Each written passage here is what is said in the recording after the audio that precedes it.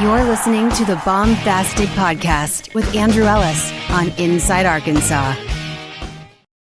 What's going on, everybody, and welcome back to the Baumbastic Podcast presented by Inside Arkansas and hosted by the multi-talented, extremely handsome, well-rounded, ball-knowing, pig-calling Andrew Ellis. Appreciate you guys for joining me on today's show. It is a Wednesday. It is an ugly, stormy, tornado warning Wednesday here in the beautiful state of Arkansas. It is April 30th. The Arkansas Razorbacks are probably enjoying their day off that they got yesterday, but they've got a massive series against the Texas Longhorns, the number one team in the country, coming to Baum-Walker Stadium this weekend. And so the excitement is hopefully going to be in Baum-Walker Stadium. You've got a little bit of a tense vibe with the fan base right now, but as we know, winning cures all. And winning could cure a lot for the Arkansas Razorbacks this weekend. Could desperately use a vibe shift, could desperately use a restored outlook on the season, a turnaround, whatever you want to call it. Sometimes you just got to get that mojo back. And this Razorback baseball team, which is it's not like they're playing horrible baseball or anything, but they definitely don't have that mojo that I just said. They don't have that aura about them, if you will, that riz about them. They just don't feel like a team that is feeling like as dangerous as they felt earlier in the season. But there's one way you can really prove that wrong, and that's go out there and beat the number one team in the country, the team that is the first place team in the SEC standings by a very large margin. Believe it or not, this is actually a series between number one and number two, which, in the SEC standings is one thing. Doesn't necessarily feel like that with Arkansas dropping all the way to 11 in the polls, lost their last three series. I don't know if they feel like the second best team in the SEC, but this is a chance for Arkansas to make a big statement. As annoying as these last few weeks have been, Arkansas is one series away from being right back in there, that mix that they were just in a few weeks ago, and they'd be kind of looking on the up and up. And you've got a couple other big series coming ahead, so Arkansas could certainly use the confidence boost. We're going to talk about this series in depth, about what Texas brings to the table, where they can challenge Arkansas, where Arkansas really needs to step up.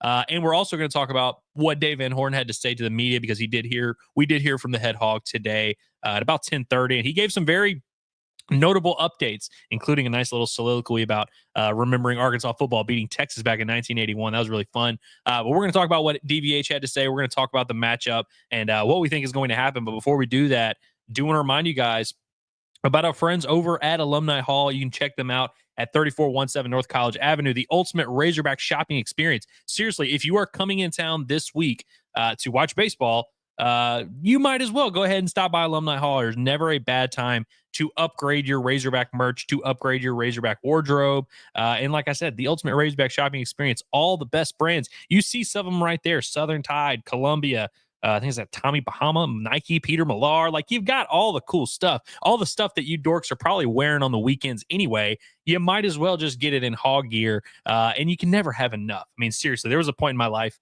when I was growing up where I literally, everything I wore, when I was like 14 years old, everything I wore was red.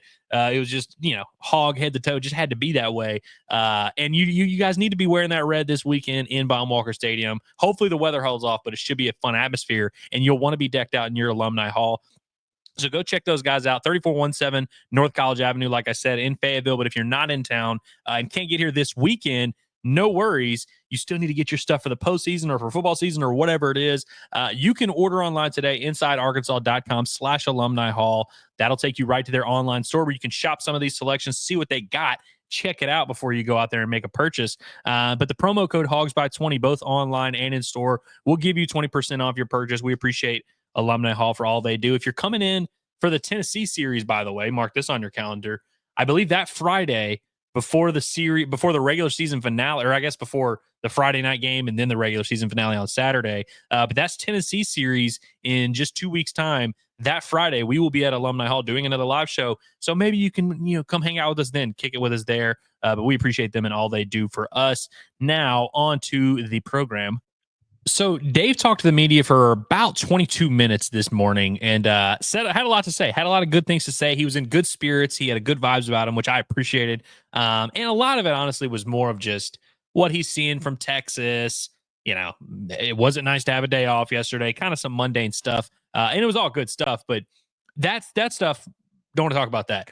What I want to talk about is he made a announcement for the starting rotation, which we will talk about, but he also provided some injury updates. Wanted to run through a few of those and then talk about that starting rotation before we turn the page to what we see from Texas and what we think of them. So one, I know a lot of people were wondering about Carson Wiggins. The update so far we got from Dave was in that positive. He had positive news to share, but he clearly did not want to celebrate that positive news just yet. So they did an initial arm MRI on Carson Wiggins' elbow, which is what he left the game on. I guess it was Sunday after throwing just 4 pitches. No tear.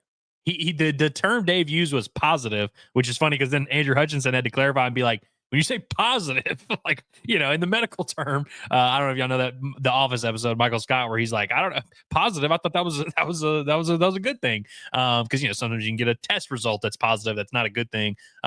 It was a positive update, meaning there was no tear. DVH did clarify that, which is good, but they're going to go back and do another. They have different ways they can test it. Diagnosing a torn UCL or diagnosing or finding any of those tears or any of those issues or things that can cause problems are very hard. Elbows are very complicated from what I've heard. So they're going to do this test with dye, which will basically be able to isolate any tear or any issue going on, any structural damage there to the ligaments. So they're going to kind of wait and see on that. Even if, and I need you guys to hear this, even if they do that follow-up test and they don't find a tear there, it's not as simple as, all right, no tear, cool, get right back to throwing. Because then you have a kid, an 18, 19-year-old kid throwing 102 miles an hour. You want to make sure everything's good. It will be a slow ramp up, build up. Like, he's not going to pick up a baseball this week and might not even pick up a baseball next week. And so if and when they do give him the all clear and say, hey, there's no structural damage, you dodged a bullet, we're all good, no soreness in your arm now, start playing toss a little bit. And if he's playing toss and he doesn't have soreness, then yeah, maybe you can start to build him up. That is going to take a little bit of time. And so in terms of could he come back for Arkansas this year? I don't know. And Dave didn't really indicate one way or another. I think obviously the big picture, you're worried about his long-term health. And of course we know if you do tear your UCL, that's a year-long at least recovery. That's a long timeline. And this is a guy who's draft eligible next year.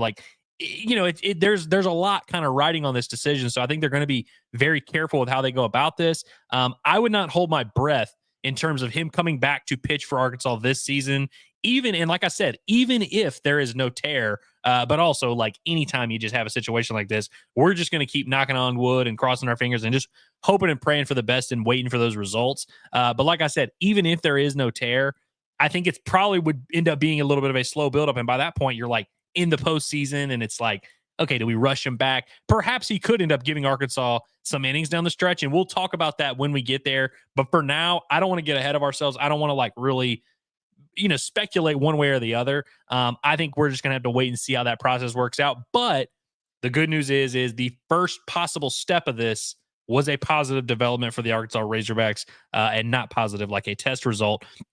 A little bit of negative news. Logan Maxwell will be available this weekend. DVH said, he said probably will be available, but probably not going to play the outfield. Now, Logan Maxwell, remember, has been dealing with this hamstring injury pretty much his entire career. It hampered him while he was at TCU, tweaked it a little bit in the fall. And so it's something that he's just kind of always been dealing with. And it's never really gotten better. And throughout his time at Arkansas, he's had, early in the year, they kind of slowly worked him in.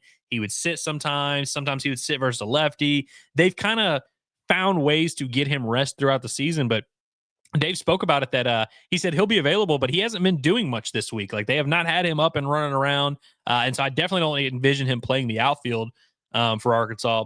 We'll see how that plays out if he's able to. Maybe he has maybe he wakes up feeling great tomorrow and turns out he's penciled into the lineup. But it seems like Dave has been kind of, I don't want to say frustrated. And I've noticed this a little bit because he's been pulled mid-game 3 or 4 times this year, whether it's pinch running, whether it's just someone coming in and pinch hitting for him, whether it's a defensive replacement. But there's been times where you could tell he's not moving on that thing great. And I think Dave sees that and probably thinks, hey, if you're healthy, of course, you're a starting outfielder for us. You're a guy that can hit 3-hole for us. But if you're not healthy, we kind of need to know that. And we know athletes don't really love to publicize it whenever they are hurt, when they're banged up.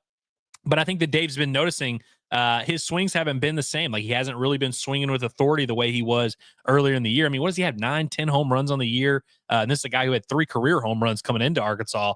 I mean, there was a point in the season where he was as dynamic and as powerful as any hitter in the Razorback lineup, and he hasn't really been able to be that guy the last few weeks. And so I think they're taking the approach of wait until, rest him as much as possible, wait until he's 100% good to go, and then we can maybe just hit the ground running and as we prepare for the postseason.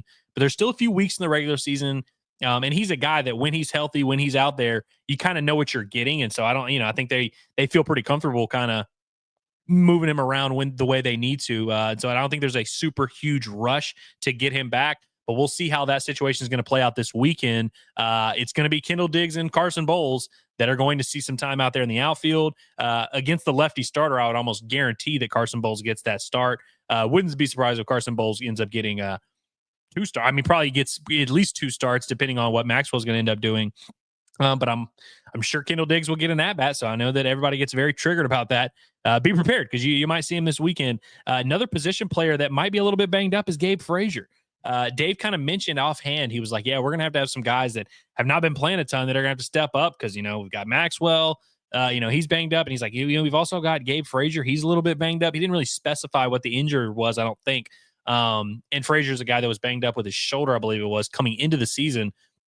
So I don't know what that means, if he's going to be unavailable or if it's just something they're keeping their eye on. But they've been kind of platooning and rotating with that situation anyway, between whether it's Rocco Pepe at first base, Gabe Frazier at second base, Cam Kojal at second base, or Reese Robinette coming in to play first base. Like Michael Anderson's kind of in that mix as well. Like they've kind of mixed and matched a little bit already. So I think with Frazier's injury, you should definitely expect to see some Rocco Pepe this weekend, and perhaps some Reese Robinette. We'll see what that looks like. But, could be an interesting weekend for one of those pieces to kind of solidify their spot. And we'll see how much Gabe Frazier is going to be able to help Arkansas, if at all. And Gage Wood, we got a positive update on him. No soreness. He's feeling really good. I think last week, of course, he was able to throw about 43 pitches. I think that's a big-time confidence boost for Gage. One, coming off the outing he had against A&M where he returned and didn't go his way. To come out there to pitch well, but also to just kind of let loose. I mean, he touched 99 miles an hour. He was really letting it go, and it wasn't just a few pitches here and there. Like 40 pitches that's a good day's work. You know what I mean? Like that's a weekend's worth of work for most of your pitchers. And for Gage to go out there and do that and have success, and then to not have soreness after, like that probably gives him a little bit of a boost of like, hey, I'm all the way back. I can go out there and let it rip. And Gage Wood is a guy that likes to let it rip. And so it's exciting to see him. They're going to continue to build him up. I imagine his pitch count will be a little bit increased, maybe in that 50 to 55, 60 range. It's still not going to be crazy. They think that by the end of the regular season, they will have him built up to, a normal starter's workload, to where then you go into the postseason. He's had some outings to get his feet under him. Then they can just really let him go. And then we'll see, how far they take it with him. I don't expect him to be throwing 150 pitches anytime soon, but I think by the time the games get real, by the time we get to the month of June, there's no reason that Gage Wood should not be fully back, fully ready to roll. Another guy that I know we've talked about a lot here on the program that people have always wondered about, Hunter Deets. So of course he was scheduled to make his collegiate debut last week in the midweek series. They had the 2-game midweek, and as he was getting up to start getting loose for that, hits himself in the face with a band mount, and it ends up slicing him up in his eyebrow, ends up having to get stitches, which is unfortunate. And we said in the moment, sucks he wasn't able to pitch in that game, but like, I don't think that's going to limit him like long term. He should still be fine. Dave says he pitched yesterday, which I guess would have been Tuesday, live against hitters in their facility. And Dave said it was the best he's thrown since he's been working his way back. So he said he would definitely be available this weekend. Now they're able to have 30 guys on the roster. Not all 30 have to play, and not all 30 are going to play. But Hunter Deets will be back on the roster again, and he could very well make his season debut. This is a guy that they threw into action against LSU last year in I think it was like a 5-4, 6-4 game in the 8th inning against Tommy White. So if you're going to make your collegiate debut, then I see no reason why a year later you couldn't make your season debut at home against Texas. And who knows if that ends up being a tight spot? I don't know. I mean, it could just be a left-on-left matchup. I don't really know. I'm fascinated by this situation. I think Hunter Deets is a talented enough arm to where you should also be taking this seriously. You should also be intrigued by this situation. And so will we see the debut of Hunter Deets for the 2025 season? I don't know, but it's another little storyline to watch this weekend. And so that should be exciting. As far as the starting pitching goes, Dave says they will go with Zach Root game 1, Gage Wood game 2, and TBA game 3, meaning to be announced. And, every time you see a TBA, this is nothing, that we haven't seen before. We see this roughly once a year or so at Arkansas. Hell, the 2021 season, it was like they would go Patrick Wicklander and then TBA sometimes. It's something that we see a lot. And every time we see that, we all start kind of racking our brains trying to figure out what they're going to do. The one thing to note clear here is Landon Beidelshees had been the game 3 starter and kind of penciled in every game since week 3.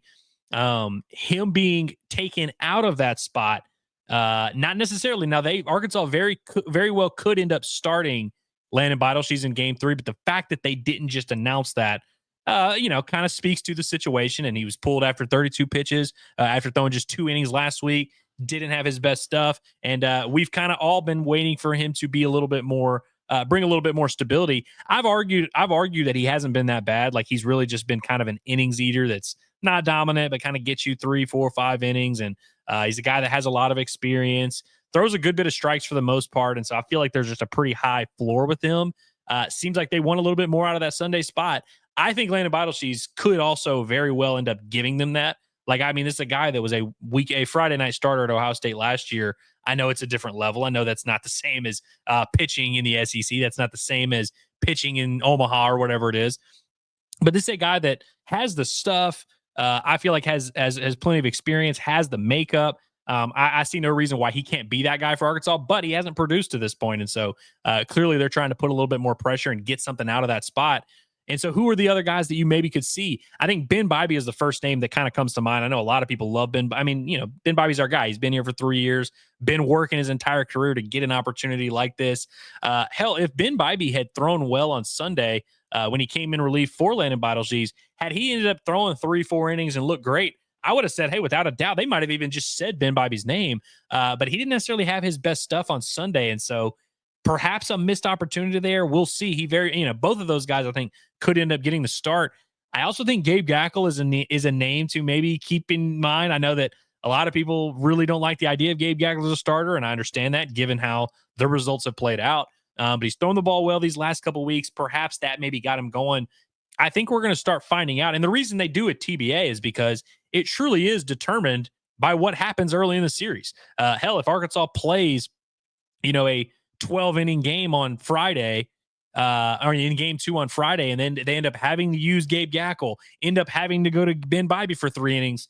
I think Beidelshees is kind of who they will have in their back pocket. But I think they would probably like to get to a world where, Zach Root gives you 5 or 6 or whatever, and then you either go Dylan Carter, Aiden Jimenez, like some version of that. Then you're able to kind of piece together game 2 with Gage Wood, Gabe Gackle, and maybe another arm or two, maybe a Fouch or someone like that. And then you kind of can make your decision between, do we want to go the righty and Bybee or the lefty and Beidelshees? But it very well could just, when you get into a series that's high leverage against the number 1 team in the country, every inning matters, man. And so I think if they feel like Ben Bybee or Landon Beidelshees gives them an opportunity to win a game out of the bullpen in games 1 or 2, I don't anticipate them to hesitate to do that. And so we'll just kind of have to see with the arms that are left available. Aiden Jimenez is also another guy that I'm sure a lot of people have made arguments for him being a weekend starter for Arkansas. I think we'll learn pretty early in the weekend. They're going to get into a high leverage situation in games 1 or game 2. I have a hard time believing they're not going to use Aiden Jimenez in that situation, but who knows? Crazier things have happened. So we'll just see. It's going to kind of make it a fun thing to monitor throughout this series in terms of what Arkansas is going to do with that weekend rotation. But without further ado, let's hop into the matchup a little bit and talk about how Arkansas and Texas match up. So one, let's just talk about Texas for a second. Of course, they're number 1 in the country. They're 38-5 overall, 19-2 in conference play, have had just a really, really impressive start to the season. Let's talk about what they've done in SEC play. So they go to Starkville to open SEC play, a Starkville team, Mississippi State, that now no longer has a head coach. And they sweep the Bulldogs 8-7 in game 1. And then they played a 7-inning doubleheader that ended with a 5-3 win and a 4-1 win. So, obviously, anytime you sweep an SEC opponent, it's very impressive stuff. Hard to knock that. But that's kind of that, right there that I just listed off. That has pretty much been their entire SEC play. It's like they always just are in close games, they just find ways to win. They host LSU in Austin, and they lose game one, 8-2.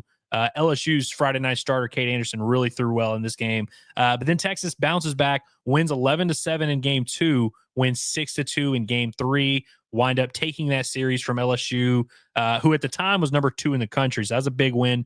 And then, of course, Texas sweeps Missouri. They run roll them 15-4. But even against Missouri, Texas wins 7-4 and 7-1 in a doubleheader on Saturday.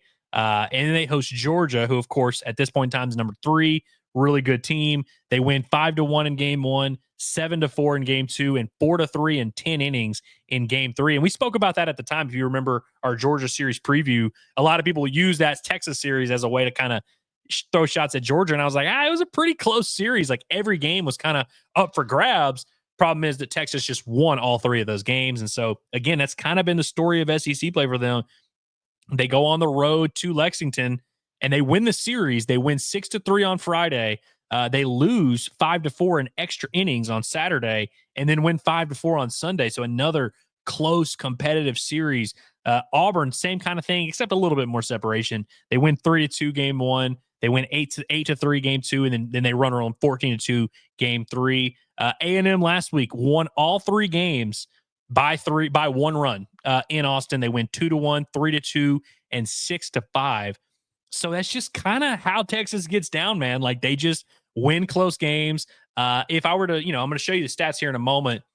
Their pitching staff is number 1 in the SEC in most categories, like most of the key ones, specifically ERA and opponent's average. The pitching staff has carried them clearly, and the lineup, it's actually kind of crazy. I'll pull up the numbers here as we speak about it. The lineup, actually, if you look at their numbers, it's pretty similar to what Arkansas was doing last year.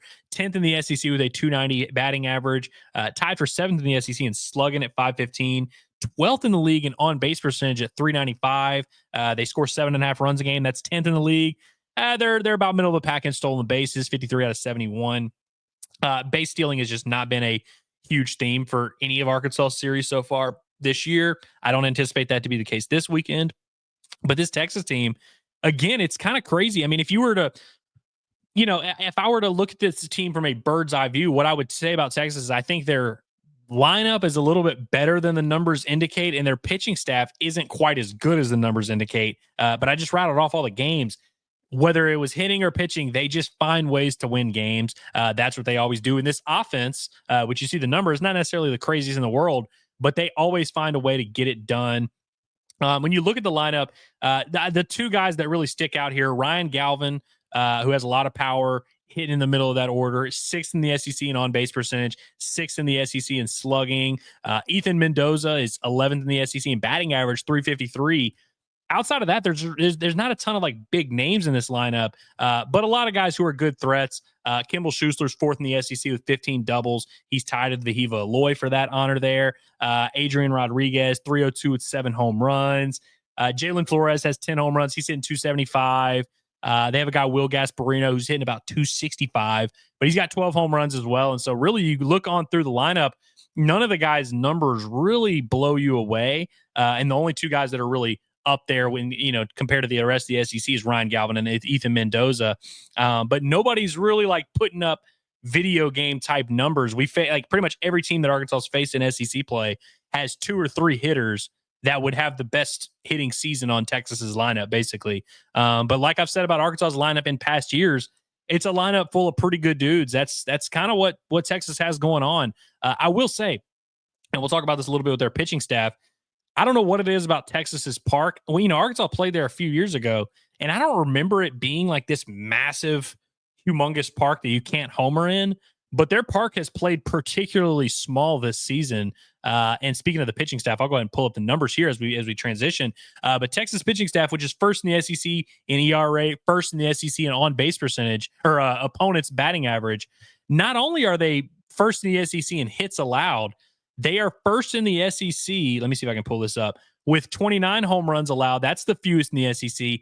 1st in the SEC with 47 doubles allowed, that's the fewest. They've only allowed 1 triple. That's also the fewest. So this Texas lineup, which actually does have some guys that have hit for power, But I think that may kind of tell you why their hitting numbers aren't as gaudy as you might expect. But again, looking at this pitching staff, it kind of doesn't make sense on paper. Like I said, number one in ERA, number one in opponent's batting average, where you haven't given up those big hits. 15th out of 16 SEC teams in strikeout rate. I had to check like 3 or 4 times to make sure I wasn't tripping. And now, again, we're talking about 9 strikeouts compared to 11 for Arkansas, which is 7th in the SEC and 9th nationally. Texas is outside of the top 100 nationally, bottom of the SEC damn near in strikeouts per 9 inning. How the hell does that work? And you see they're 5th in walk rate, so they don't walk a ton of people, and they don't give up extra base hits. You add it together, it kind of makes sense. If you look at the pitching staff on paper and you look at the ERA and not the strikeouts, you just look at the ERA and even the opponent's batting average, which is also first in the SEC by a good margin, you would probably think that you're looking at a pitching staff full of a bunch of dudes throwing mid-90s. Similar, honestly, you would think that the pitching staff that Arkansas saw last week with Florida, if you just didn't look at any of the numbers, you would probably think, oh, Florida, they got all these guys throwing 96, 97. Pretty much every reliever they bring in is 6'5", 220. You would think it was Florida that probably had that low opponent's batting average and that low ERA. But it's actually Texas, and it's a bunch of guys that, don't have crazy stuff, which, by the way, I'd love to say, oh, it's just this anomaly, it'll correct course. But this is a staple of Jim Schlossnagel's teams. Hell, the A&M team that made it to the title game last year, they're pretty much the equivalent of that. That same A&M team brought back like 5 of the same arms, and this year they're just not as good. But last year, Ryan Prager throwing 91 miles an hour was one of the best pitchers in all of college baseball. Evan Ashenbank was throwing 89 out of the bullpen, was one of the best relievers in all of baseball. A&M also went to the, under Jim Schlossnagel in 2022, also went to Omaha with a very similar team. They had a UT Rio Valley transfer that became their closer, and he was like 89, 91 out of the bullpen, but just somehow becomes one of the best pitchers in the SEC. This is a Jim Schlossnagel special. This pitching staff, it's not going to blow you away on paper. Like when you watch these guys, or I say on paper, when you watch these guys, you're going to be like, this is the most dominant pitcher in the SEC. This is the team that has all this great stuff. But they just find a way to get it done more often than not. They get the job done. Let's talk about some of the names that make up this Texas pitching staff. So I want to start off by saying Jared Spencer, who has been basically, he was their Friday night starter. Last week was their first week without him.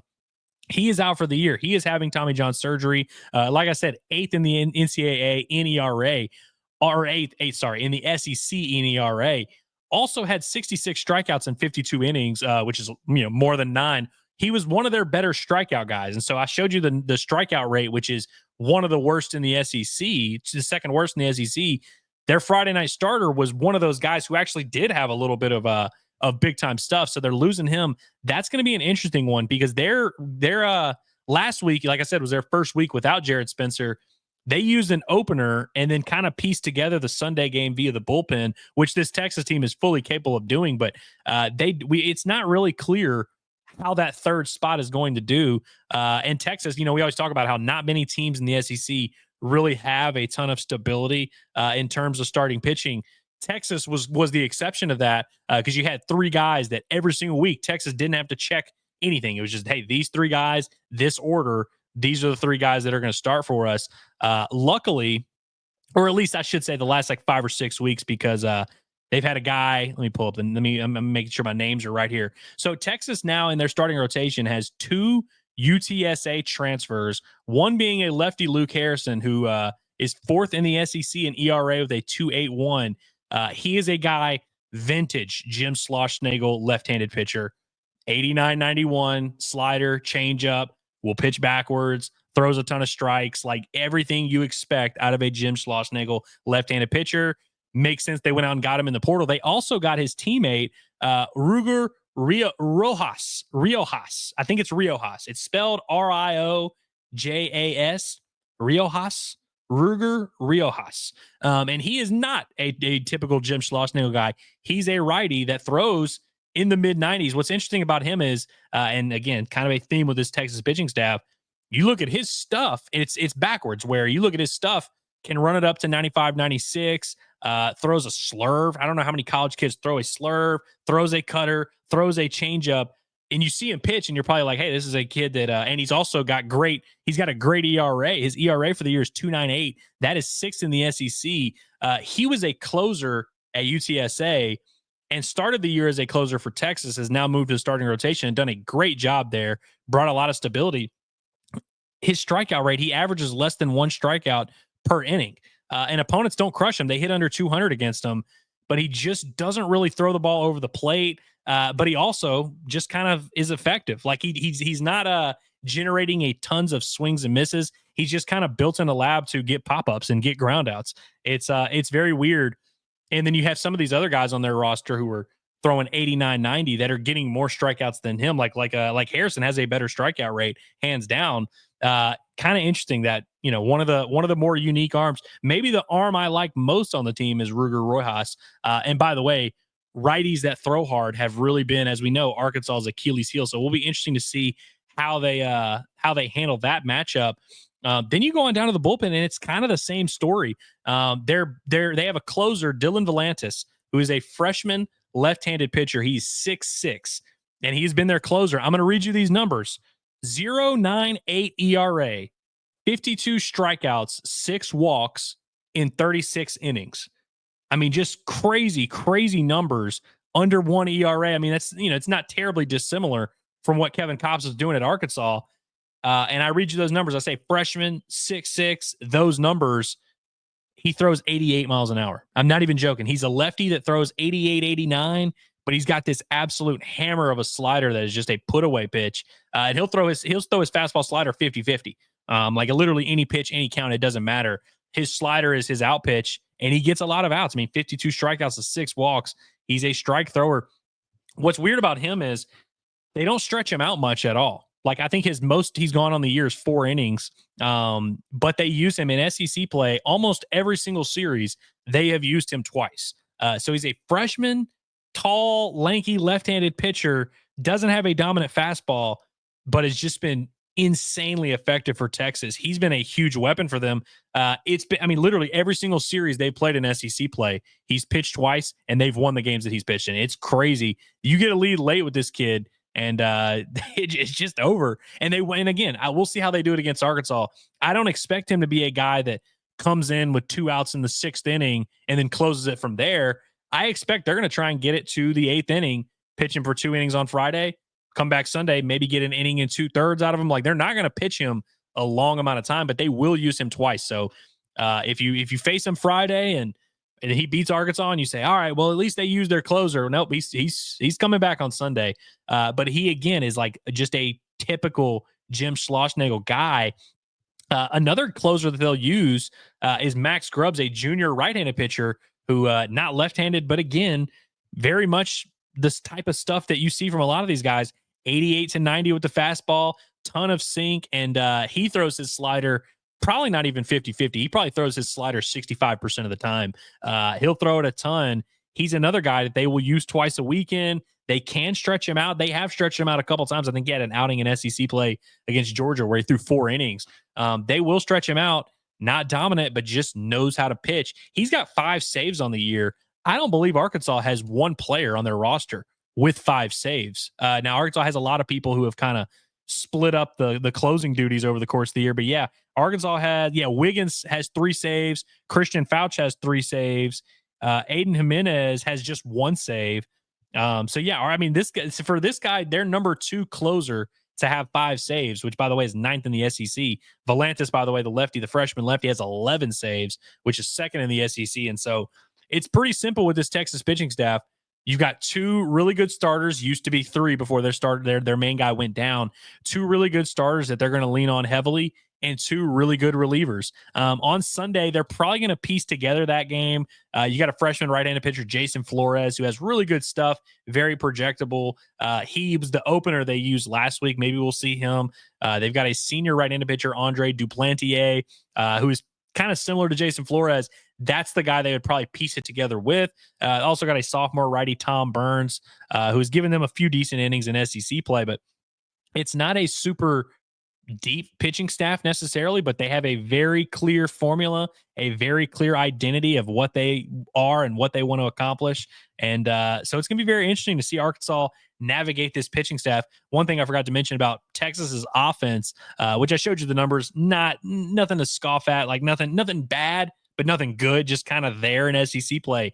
I showed the stolen bases. They have more stolen bases than Arkansas, but small ball is like really not a thing that they do. Texas's lineup is dead last in the SEC in sacrifice bunts. They have 2 on the entire season. Even like Arkansas doesn't sack bunt a ton. Arkansas has like 20. Texas has 2 sack bunts on the season, so it's not something they're going to do. They also only have 10 sack flies, which is dead last in the SEC also. That may be just more a little bit random, but it is kind of weird that for a team that doesn't have great hitting stats but keeps finding ways to win games, they're not really like manufacturing runs and doing all these weird, creative things, or like playing small ball and really being effective with what they've got going on. Their batting average in SEC with runners and scoring possessions just kind of all right too. Like, it doesn't really make sense. If I'm being honest, looking at this team on paper, they are not a 19-2 in the SEC type of team. Now, that's not to say they're not good and that that's not even to say they're not the best team in the country, but they are not like a dominant squad. Like, Arkansas is not up against this like giant that they cannot possibly kill. They're going to have to play out of their minds to beat. But, and honestly, like I said earlier, they remind me a little bit of Arkansas last year. They don't have a Hagen Smith type of guy, but it's they staff that pitches it together, really good pitching, and just kind of is built to win 4-3 games. But as we know about Arkansas the last couple of years, you may not fear them in the postseason because they stink. But it's really hard to beat those guys in a series, 2 out of 3. Even as pedestrian as Arkansas has been the last few years, at least on the lineup standpoint, even in their worst, they've been really hard to put away 2 games out of 3 on any given weekend. And I think Texas has kind of built that same way. We'll see. I mean, Jim Schlossnagle, again, he always finds a way. I mean, when he's at TCU, they pretty much went to they pretty much went to the College World Series every year. His A&M teams, he found a way to get 2 of those right on the doorstep of the national title. I'm not going to be surprised at all if this Texas team ends up being in the mix to win it all at the end of the year. But if I just look at them on paper and I look at kind of from a talent stuff standpoint and even just a power in your lineup standpoint, I look at teams like LSU and Tennessee, and they make me they strike fear in me a lot more than Texas does. But Texas has beaten that very LSU team. They swept the Georgia team that beat Arkansas. And so it's like, as much as I can say, hey, they really aren't that impressive on paper and really not that great, they just keep finding ways to win. I'm not going to be surprised at all if they find ways to win here at Arkansas.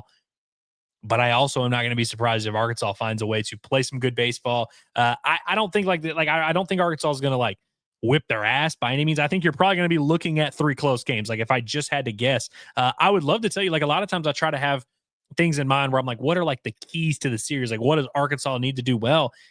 In this, I really don't see a specific matchup in mind, other than maybe that one against Roy Haas, their starting pitcher, because that's the one I've had my eye on with all the right-handed pitchers that have shut Arkansas down, and he's really the only one that throws hard on the entire Texas roster.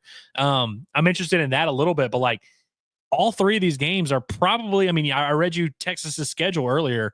A lot of close games, a lot of 1-run wins, a lot of 2-run wins. They've also had some Saturday double headers where they've won like 5-2 and 4-3. You could have something like that, because if Arkansas does have to play a doubleheader on Saturday, I believe it would be 2 7-inning doubleheaders. And so, it's going to be tight.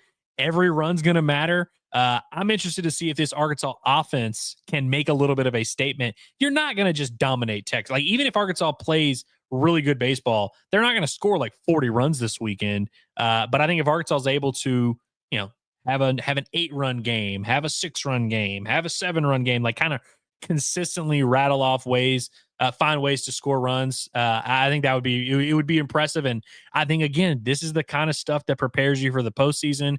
You're going to face these types of teams that just know how to get you out. They just know how to pitch. They just know how to produce just enough runs. And you're going to have an environment at home, which I think is going to be kind of like an NCAA tournament type of atmosphere. And by the way, you may think big crowd. Of course, that's going to help Arkansas. I'm not so sure about that. I think, and of course, Arkansas wins at Baum-Walker Stadium a lot. They also just win a lot. I think when you have a massive crowd that has so much high pressure, high expectations, high stakes, it can kind of go against you sometimes in those big moments. And I think we've seen that in the last couple of postseasons. Arkansas starts playing a little bit tight. You start hearing those groans from the crowd. You start hearing those, you can kind of hear the air let out of the arena a little bit. Teams feel that 100%. And with the way that Arkansas has played the last 3 weeks, you're going to have a very tense, very hostile crowd, very hydrated crowd that doesn't like losing to Texas. They will not be afraid to let Arkansas hear about it if they do not like what they are seeing. I have no doubt about it. I have no doubt people are going to be coming up to me at Baum and being like, you told me this team was good, blah, blah, blah, blah. So it's going to be very interesting. I think, but again, I think this type of weekend prepares you better for the postseason than literally anything. And so regardless of what happens, if Arkansas wins, loses, or they forfeit the whole series, I think we're getting kind of a look at what this team looks like in that pressure cooker of a postseason. And I think we all agree it would make us feel a lot better if we could see Arkansas rise to that occasion. The worst case scenario, honestly, for me, would be that Arkansas loses a very close competitive series, 2 out of 3, where like we come away from it being like, oh, both teams are pretty good. Not a ton of separation, but Arkansas just didn't quite get it done. Because then, it'd be 4 straight series losses. People would be begging me to cancel the season. And I'd have to come away and say, well, I really don't feel that much differently than I did 3 days ago. I hope that doesn't happen. I would almost rather Arkansas just roll over and quit, because then at least I could come in and be like, all right, they just quit.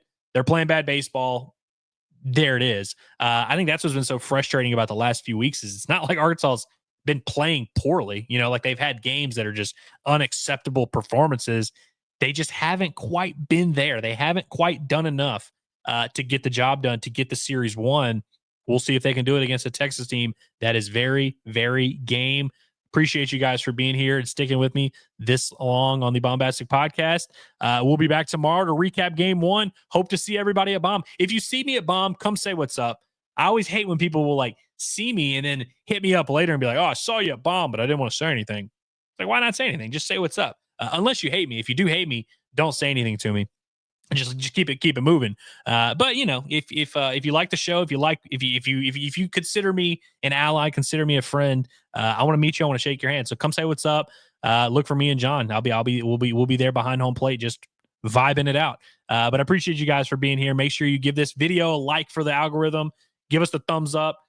Leave us a comment. Tell us what you think. Tell me why I'm an idiot and tell me why you're right. And appreciate you guys for real for all your passion for the Arkansas Razorbacks. Let's make it a great weekend. We'll be back tomorrow night to recap game 1. Looking forward to it, boys. Let's have a great one. Have a beautiful Wednesday night and stay safe, everyone.